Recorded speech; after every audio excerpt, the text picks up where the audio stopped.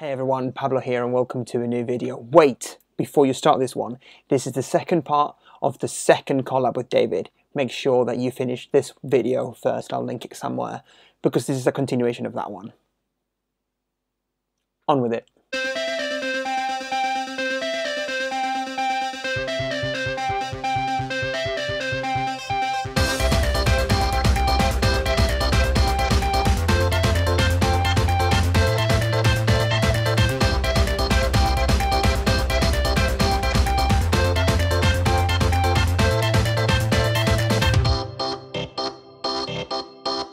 It's like there has to be something else, Yeah. or some weird, trick on the eyes where they're slowly going upward. But he's thinking, I think magic's finally kind of hitting him, where he's like, wow, something else is going on here.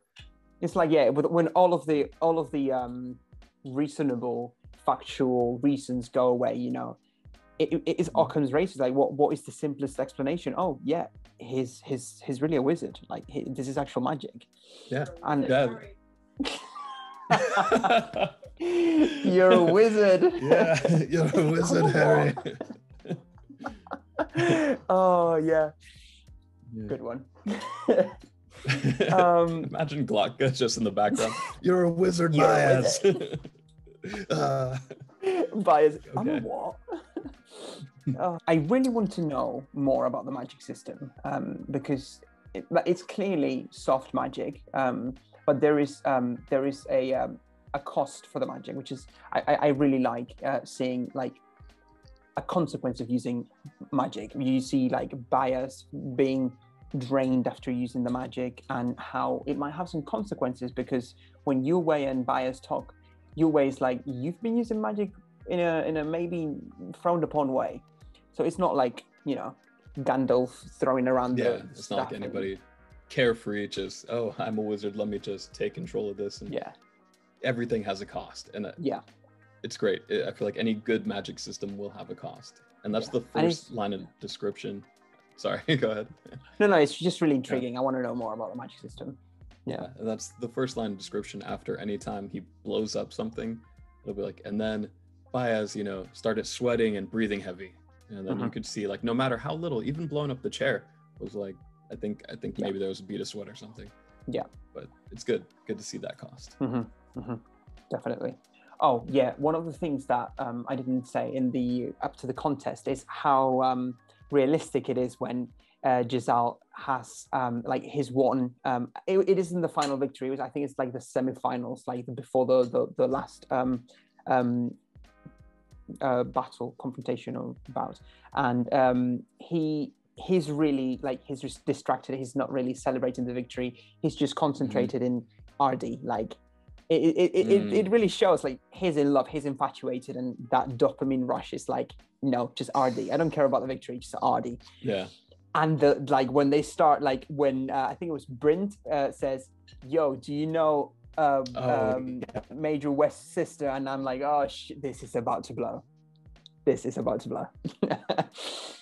I didn't know if he was going to sit there and kind of just play it off like he didn't care, but he broke immediately. As soon as dude said anything. He flips the table while they're all there.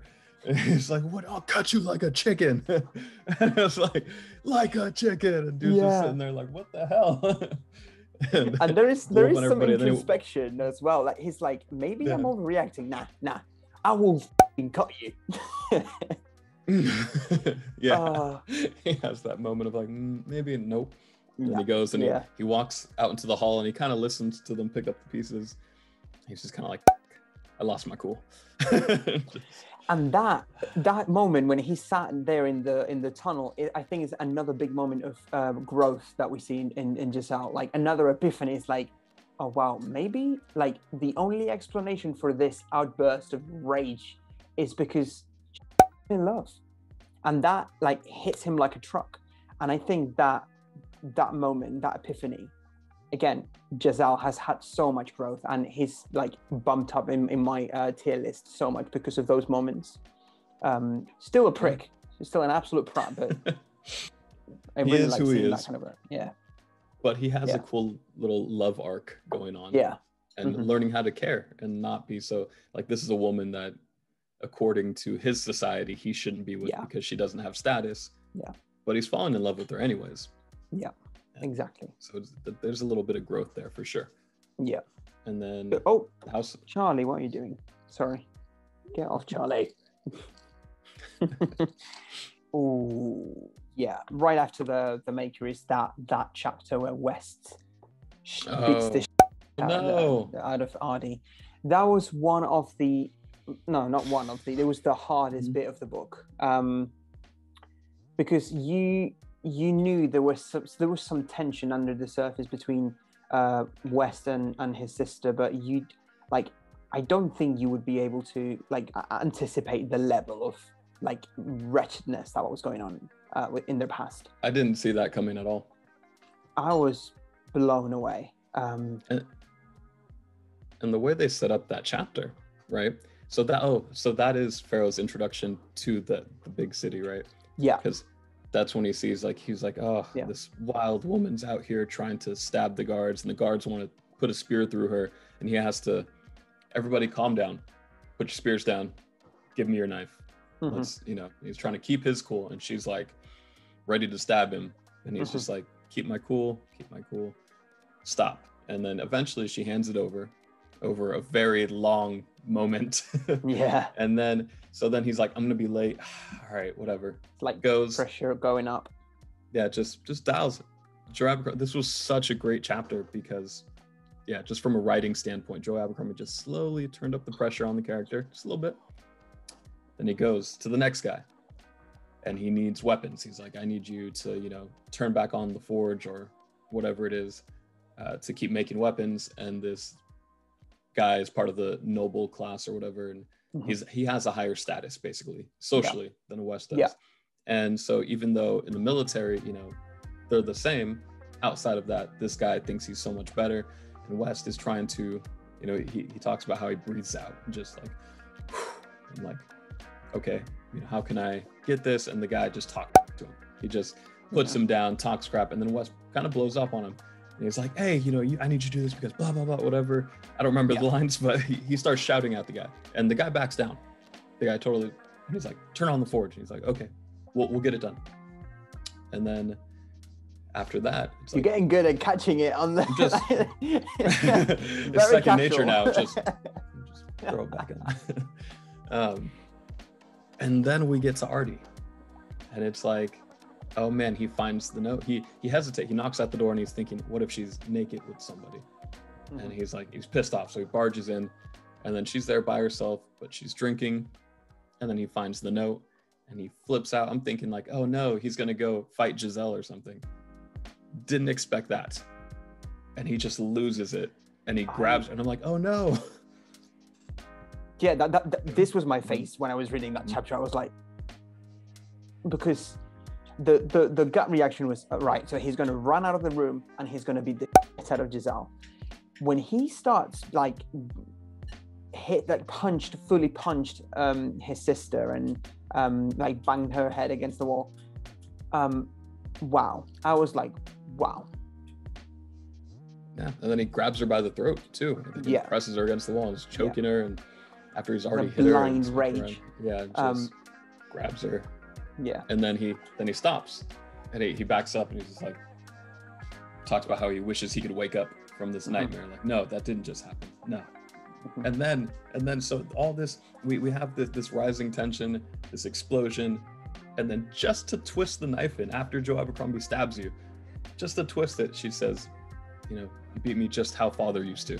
And it's just god damn it. Man. And that is really you can see this is real. Domestic abuse breeds domestic abuse, and most abusers come from an abusive home, and that full circle and the self-loathing that West must be feeling, not to excuse his acts, it is reproachable either way, but you understand why. You see why this has happened. And again, the fucking balls on Ardy, someone would have cried something, but no, she keeps her cool. And that is even, I think he mentions it, that's even worse than tears, like that coolness, and that's like, better than father when he almost killed us. She talks about, after their father died, she went and pissed on his grave, and it tells you so much more about both of them. Like they had a father who was extremely hard on them, so they both kind of have that in the back of their mind. I guess that's why she wanted to escape where she was and come to the city so bad, just to find that nobody wants to talk to her.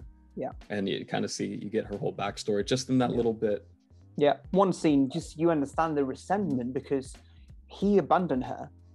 Like, you can see why she was hurt. Like, you left me with him there, and the only relief I got when was he died. But you really feel for her. And again, this like way to play on, like, change our expectations with characters, because when we first start reading, we really think that within this spectrum of great characters, some people veer to the good and some people veer to the bad. We think that West is towards the good, but then he was maybe not. Thought he was the generic good guy. He's the one with the heart of gold. He's the good guy, and then that happens, and like, oh. All the characters are a little messed up. And you get it, grimdark. Like, I get it now. Yeah. It is grimdark. Yeah. So we see Dogman and the whole crew. And in this second part of the book, we get to see more of the dynamics of, like, the Northmen and how the like your social status is determined by how good you are fighting, and this band of rebels are the last remaining free Northmen in the world, because Bethard has unified everything. It was really good, the scene where the weak one dies, is decapitated, because how many pages have we had with him? Maybe 20, not even. Not many. And you really sympathize with it, and you really feel bad when he dies. And that's the power of making a character relatable. And that was the hardest scene as well. Yeah, I think that's just to speak on how well the characters are painted in this story. These got Dogman and that whole crew, they had like 2 or 3 chapters, I think. And it was still a gut punch, having the weakest die. And then just that part of the book had like 3 chapters in a row that were just bangers, just like some of the best chapters, and just back to back. But I was like, holy, like, oh, another one, damn! Just it makes you feel something. And when they give the little funeral for him, the weakest who had the strongest heart, it was like, man, I had to remind myself, dude, it's a book. It's a book. Stay strong. None of this is all pretend. This is for fun. This is this dude. This random dude in, I don't know where he lives, the south of England, just playing with my feelings. Yeah. It's a book. Playing with my emotions. Yeah. It's emotional entertainment. This half of the book, I kid you not, I read it in a day. I think, like, those last 250 pages, it was like last Sunday. I could not stop reading. It was like page after page after page. It was so good.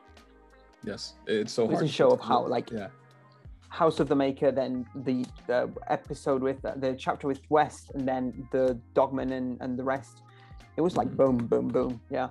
Just so much happening. It's also interesting, and man. But yeah, so they all sit around. They decide, okay, the weakest. They didn't decide. The weakest volunteered. He's supposed to be the weakest one, but he's like, which is the more poignant, not pungent. Okay. And then he goes, and you kind of know he does the thing where it's like in any movie where he stops and he turns and he's like, goodbye, and then the way they write it, it's like he looks back and says bye, and oh, he's dead. There's no way. Yeah, especially because he says, wait, so it's been real, guys, and they're like, what are you doing? Like, you coming back? And he's like, well, just in case. And it's like, that's when I thought, okay, this is not going to end well. No. It's not going to end well.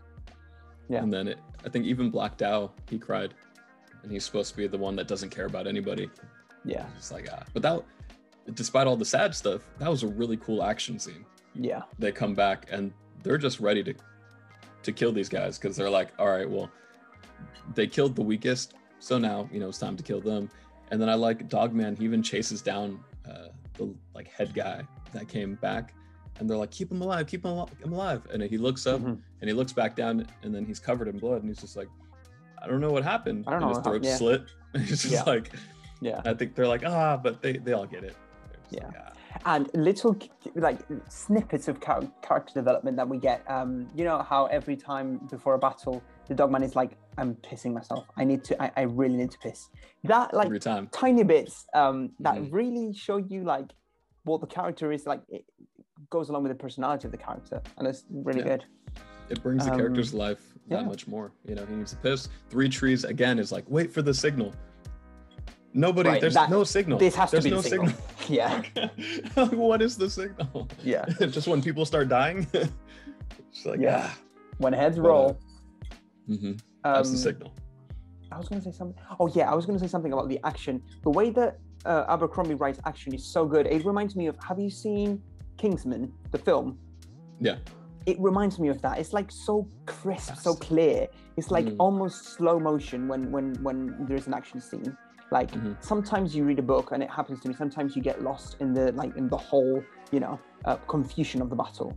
In here you can follow everything, and I don't know if you've found the same or no, it was very clear and concise, and you can see them happening, and you never really dwell on any of the deaths. Like somebody will die, and then here's the next thing that's happening. Like how's the character? The character, at least from the perspective we're seeing, is the Dogman, who's used to this, and he's not thinking like, oh no, I'm gonna die. He's thinking, where's the next one? Okay, dead. Okay, next. Oh, he got him. He got him. Okay, I got. And it's just very tactical, fast, efficient. That's the word, tactical. Yeah. Good. It's good stuff. Yeah. So I think So they decide. In the end, Giselle is going to go to the north, and we were like, oh yeah, this is what is expected. And at the very last moment, one of the king's heralds comes in and is like, actually, they're calling for you, and it's and then it makes sense. Like when you read that, you're like, oh, this is why Bias helped him. Like he was recruiting him. This is his plan all along, and we don't really know why, but this is why he's here. So then Logan and Pharaoh go. Well, Pharaoh moves. Like she does whatever Pharaoh does. Yeah. And then Logan has to go after her, and then you don't really expect like from this innocent. Oh yes, I'll go get her. The most like intricate and fascinating battle scene of the book happens, but when they escape, and we finally get to see the Bloody Nine. Yeah, that for me made it like a real satisfying grimdark novel. When you have that bloodlust character who's just like, look, we're gonna face all these evil things, or all these people want to kill this or whatever, and this person that just snaps and becomes something else and just becomes a monster and loves the violence. He's sitting, he stabs, and he's just like, oh, I feel warm, I feel great, I feel better. And he just gets more and more pumped up the more violence that happens. And it's just like, and the whole build up to it too, like you can feel it coming, because it's like, okay, they're outnumbered, they win the first battle, more come in, and then they're running through the stadium, and then more and more, and then they're climbing all the way to the top, and he almost falls, and she manages to save him. And then and she's like, you big stupid pink, come on, I wait one time. Leaving you, come on. Yeah, I'm leaving you, you get one chance, that's it. Yeah. And then they're going, they get trapped in this house, and then all these people pour. I like the fight right before it with Vitari, and she has the blade on a chain. I forget what that weapon's called, but she's just slinging it at him. That was a cool fight, and nobody died. So I'm sorry, go ahead. No, it's just a cool moment in the corridor. Yeah, with them, it's that tension building up. Like, he's getting bloodier, and he's getting more tired, and muscles aching, and oh, your AirPods do not want to stay in your ears today. They do not. This it's like you something's about to snap, and it finally happens. And then when he when it goes away, he's like, no, not yet, please, not yet. I was having fun. Yeah. He's like, no. You know, it's like it shows up, like he could feel it too right before it comes. He's like, oh no, here it comes. And he's like, oh man. And then he's like, I was done with you. And then the bloody 9 comes out. And he just starts. Yeah, and there is some foreshadowing. Yeah, I think there's some foreshadowing as well when he's in the I think he's somewhere in the north, and Charlie, would you mind not standing in front of the light? There is foreshadowing when he goes and explains how he's repelled, like when he had like fights in the north, and he would like drink the blood of the rival, and that's what the name Bloody 9 comes from. So we really, but at that point you really don't know if that's him and what is the Bloody 9. You still sort of asking yourself, what is it really? What is it, this Bloody 9 thing? And then it happens. You see him fight, and you see him in quite a few fights, and you're like, well, he seems pretty reasonable. He kills the people who are like trying to capture him or kill him. He doesn't seem, excessive or anything. It doesn't seem superhuman. Yeah, doesn't, just regular dude. He's good at fighting. But then you see the Bloody 9 come out, and then he's just hacking people to pieces, like moving twice their speed, moving around them, looping around, stabbing. He stabs the dude in the calf and throws his leg up under him, so the guy falls, and he's just slashing people. And then the other big Northman comes in there, and he's like, I'm the Bloody 9. And the other Northman's like, a lot of people say that. He's just like, nope, it's me. And just... Yeah, bad to see. And then the stone splitter. Yeah. The stone splitter, yeah. Yeah. And then, man, it was such a cool scene. That was my favorite moment in the entire novel. I was just like, yes. So good. So yeah, after that, all we get to see is that moment when they come back and it's like Logan is a mess and he's taking a bath, and then the practicals come in, and then Byers comes all naked, like, what the f*** is going on here? Yeah. Oh, it's so good. Again, like out. He's like this mystical figure, and he's like there in his birthday suit, and it's like, I was having a bath. What is happening? It's so cool. Yeah, and then he's having a bath. Yeah, imagine you're just sitting there. You're an ancient wizard, just having a bath, just chilling, relaxing, enjoying the last bath he's gonna have for possibly several months. And then he hears all this commotion outside. He gets out butt naked, and then people are charging at him with weapons. He's like, are you kidding? And he just like explodes one of them into a puddle. And then the other two, Vitari and the other guy, are just like, we'll just back up. We'll leave now. Yeah, they'll be like, oh, I'm sorry to interrupt you. Oh, never mind. It's whoops. Yeah. But, yeah, that was so good. Yeah, so good. After that, all that's left is just them leaving, and Glockter as well goes to what's it called? He gets his promotion. Dagoska? Yeah. Yeah, the promotion. Again, promotion. Promotion. Every promotion he gets, it's like, well, he's likely gonna die.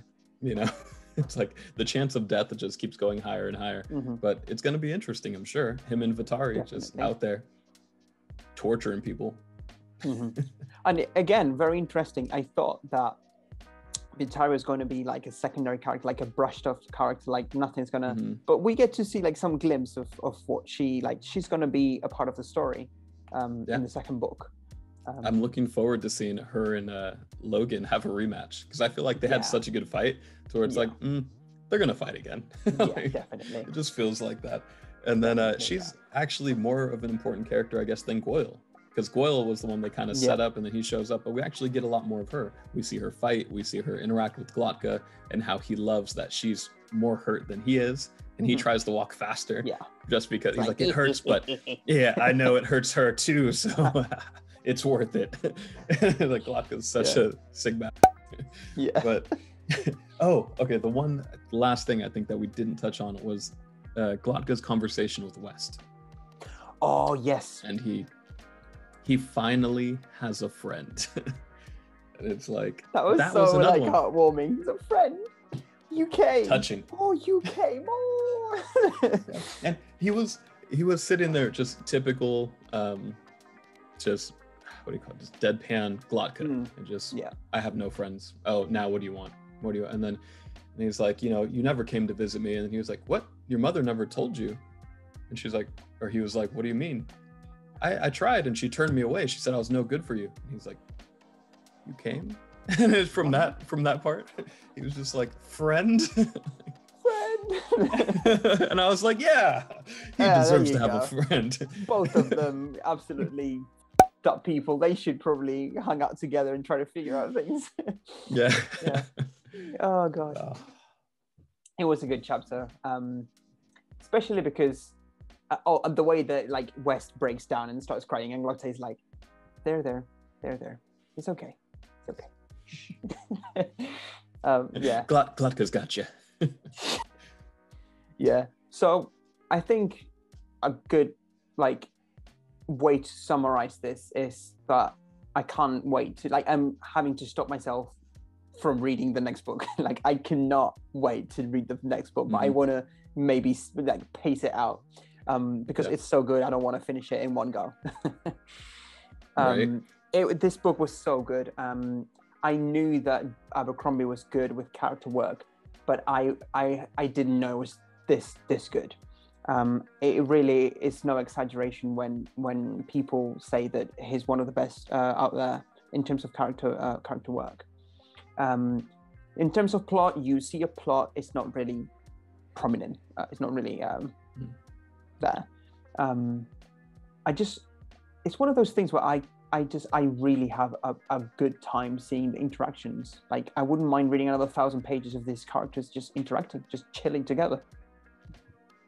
Yeah, for me, I mean, it totally felt like the Fellowship of the Ring. They've made the Fellowship now, and a very twisted Fellowship of the Ring. Yeah, a fellowship of very messed up people, but they made it, and then now book 2 and 3, they're gonna have this grand adventure and battles and fight this war. This was all getting the band together, and just the character work, like you've said.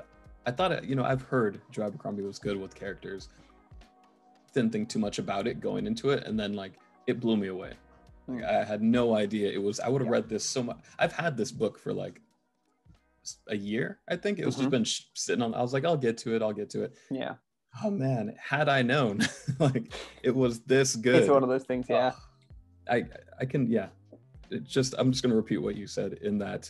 Spending time with these characters because they're so enjoyable. I can watch them do anything. You can have them just go somewhere and go shopping, go whatever. Make some breakfast, Yeah, just see these characters interact. They're just, they're so interesting. There's a plot in there somewhere in the background. Doesn't matter. It's just you just see you see characters going places, but you really want to know. You really want to see characters interact. When Logan finds his old band, how's that's going to play out, or how Glotta, because there was at the end of my book there was a tiny teaser 20 pages of the next one, and it's Glotta in Dagoska. I won't get to it because it's the next book, but again, seeing new characters and how they interact with the old ones, I'm really excited. It's just the characters and the payoffs. It's there might not be a super detailed plot in there, but it's there's big moments that pay off. And I think that makes the book for me. Yeah. Thank you so much, David, for the collab. I've had a blast. I really love this doing this collaboration with this book. That's been amazing. Make sure you go to David's channel and you watch the next video we're going to do, which will be ranking POV characters. Other than that, I will see you in the next one. Later.